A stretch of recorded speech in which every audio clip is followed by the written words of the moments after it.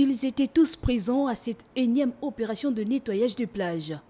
Qu'il s'agisse de la mairie de Libreville, du Haut Commissariat à l'environnement et au cadre de vie ou du ministère en charge de l'environnement, tous mobilisés et décidés à redorer l'image de ces plages. Tous les plastiques que vous voyez là, ce n'est pas que les plastiques, mais surtout les plastiques qui détiennent des millions d'années pour être détruits, des millions d'années, vont rester à la mer jusqu'à ce qu'ils se forment en microplastiques qui les poissons et tous les animaux marins vont manger et vous le mangez après. Donc on mange ces plastiques qu'on a jetés et ces plastiques vont créer des problèmes de santé publique à nous tous. L'objectif de cette activité de nettoyage par groupe réparti le long du littoral de la capitale étant de sensibiliser le plus grand nombre aux bonnes pratiques.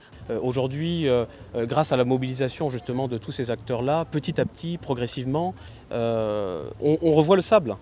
Je pense que ce sont des signaux positifs qui doivent nous encourager à faire encore plus. Placée sous le thème de la protection de la biodiversité marine, cette journée s'insère dans un contexte international et local alliant le démarrage de la COP26, la célébration par l'UE en différé de la journée mondiale de nettoyage des plages et bien sûr la journée citoyenne instaurée localement par le président gabonais Ali Bongo Ondimba. Nous avons des postes de surveillance que nous allons accroître, à l'instar de celui qui est au niveau de la plage du lycée national Léomba.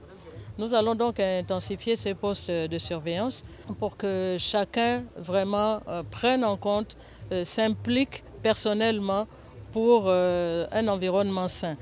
Les bouteilles en plastique collectées seront entièrement recyclées et valorisées localement dans la dynamique de mise en place progressive d'une gestion adaptée des déchets.